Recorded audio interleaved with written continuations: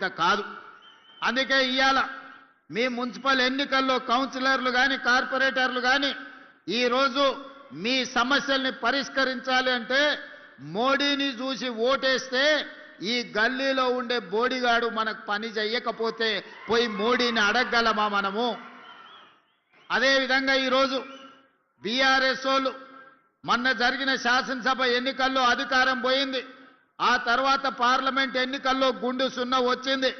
ఆ తర్వాత సర్పంచ్ ఎన్నికల్లో మీరందరూ కాంగ్రెస్ పార్టీ కార్యకర్తలు కలిసి బీఆర్ఎస్ పార్టీని బొందదీసి పాతి పెట్టారు. ఇక మా వల్ల కాదు కాంగ్రెస్ వాళ్ళతో గెలుచుడు, కాంగ్రెస్తో పోటీ పడుడని బీఆర్ఎస్ వాళ్ళు పోయి ఈరోజు అడ్డా మీది పైల్వాన్లను బీజేపీ వాళ్ళను అరువు తెచ్చుకున్నారు.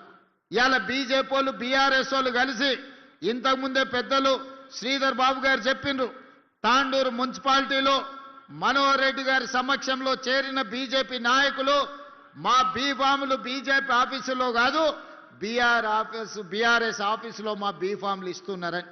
ఇంత భావ దారిద్ర్యం భారతీయ జనతా పార్టీకి దాపురించింది. ఎన్నికల్లో నిలబడి కొట్లాడాలి కానీ చీకటి ఒప్పందాలు చేసుకొని ఫెవికల్ బంధంతో ఈనాడు బీజేపీ బీఆర్ఎస్ వాళ్ళు కాంగ్రెస్ పార్టీని ఓడించాలని కుట్రలు చేస్తున్నారు. నేను అడగదలుచుకున్నా, 10 ఏళ్ళు మీరే ఉన్నారు, అన్ని మున్సిపాలిటీలలో మీ వాళ్ళే కౌన్సిలర్లు చైర్మన్లుగా ఉన్నారు.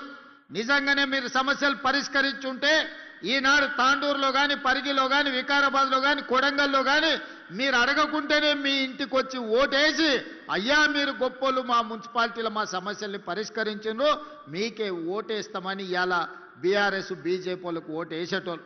నిజంగానే కేసీఆర్ గారు నిధులు ఇచ్చి నరేంద్ర మోడీ గారు నిధులు తెచ్చి ఈ మున్సిపాలిటీలను అభివృద్ధి చేసి ఉంటే ఇవాళ ఇల్లు తిరిగి వంగి వంగి దండాలు పెట్టాల్సిన పరిస్థితి బీజేపీకి బీఆర్ఎస్కు దాపురించేది కాదు.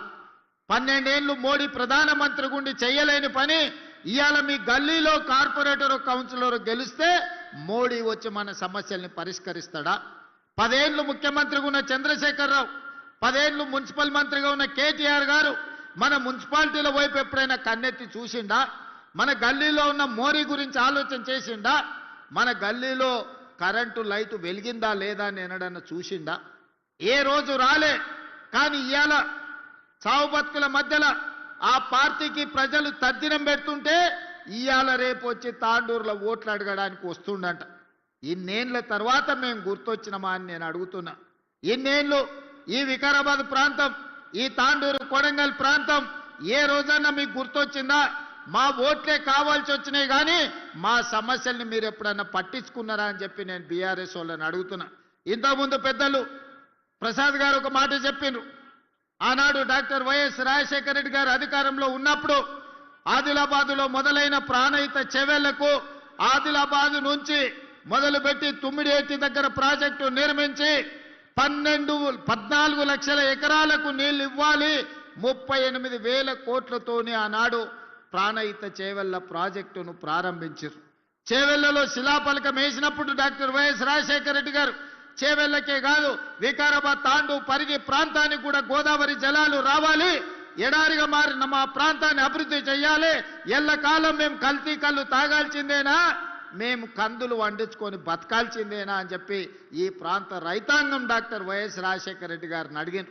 2009 ఎన్నికల సందర్భంగా కొడంగల్ ఎన్నికల ప్రచారంలో భాగంగా రాజశేఖర రెడ్డి గారు గోదావరి జలాలను కొడంగల్ వరకు తీసుకొస్తా అని ఆనాడు మాట ఇచ్చారు. ఆ తర్వాత 100 కోట్ల రూపాయల పనులు జరిగినాయి. చేవెళ్ల చుట్టుముట్టూత ప్రాంతంలో గోదావరి జలాలు తీసుకురావడానికి ప్రాజెక్టు పనుల మీద 100 కోట్ల రూపాయలు ఖర్చు పెట్టారు. ఉమ్మడి రాష్ట్రంలో జరిగిన పనులు, తెలంగాణ రాష్ట్రం వచ్చిన తర్వాత చంద్రశేఖరరావు గారు తెలంగాణ ముఖ్యమంత్రి అయిన తర్వాత రంగారెడ్డి జిల్లాకు గోదావరి జలాలు ఇచ్చేది లేదు అని మల్లన్న సాగర్, కొండపోచమ్మ సాగర్, అదేవిధంగా రంగనాయక సాగర్ ప్రాజెక్టులు మెదకు జిల్లాలో కట్టుకున్నాడు. కానీ రంగారెడ్డి జిల్లాకు చుక్క నీళ్ళు ఇచ్చేది లేదని ప్రాజెక్టులే పడావు పెట్టిండ్రు. ఇవాళ సజీవ సాక్షిగా ఎవరైనా మీరు హైదరాబాద్ వెళ్తుంటే చేవెళ్ల చౌరస్తా దగ్గర ప్రాణహిత చేవెళ్ల ప్రాజెక్టు శిలాఫలకం అక్కడ కనిపిస్తుంది చూడండి. ఆ నుంచి 4 కిలోమీటర్ల లోపలికి పోతే అండర్ గ్రౌండ్ టన్నెళ్లు చేసిన పనులు ఎక్కడొక్కడనే నిలిచిపోయి కనిపిస్తున్నాయి. నేను అడగదలుచుకున్న చంద్రశేఖరరావు గారిని, ప్రతి సంవత్సరం గోదావరిలో ఈనాడు సముద్రంలో 3000 టీఎంసీలు కలుస్తున్నాయి. ఇది నేను చెప్పలే, చంద్రశేఖరరావు గారే గోదావరి జలాల మీద శాసనసభలో పవర్ పాయింట్ ప్రజెంటేషన్ ఇచ్చినప్పుడు చంద్రశేఖరరావు గారే స్వయంగా చెప్పినారు, గోదావరిలో ప్రతి సంవత్సరం 3000 టీఎంసీలు వృధాగా సముద్రంలో కలుస్తున్నాయి. ఎన్ని నీళ్ళైనా వాడుకోవచ్చు, ఎన్ని నీళ్ళైనా పారించుకోవచ్చు. చంద్రబాబు నాయుడు నీ సూచన చేస్తున్నా, మాది ఎత్తు పల్లాలు ఉన్నది కానీ మీది బాగుంది. మీది విజయనగరం నుంచి శ్రీకాకుళం విజయనగరం నుంచి మొదలు పెడితే చిత్తూరులో నెల్లూరు దగ్గర నాయుడుపేట వరకు నువ్వు గోదావరి జలాలు తీసుకెళ్ళు, నీకు నేను సూచన చేస్తున్నా అని ఈ మొనగాడు పోయి ఆయనకు సలహాలు చెప్పబోయింది.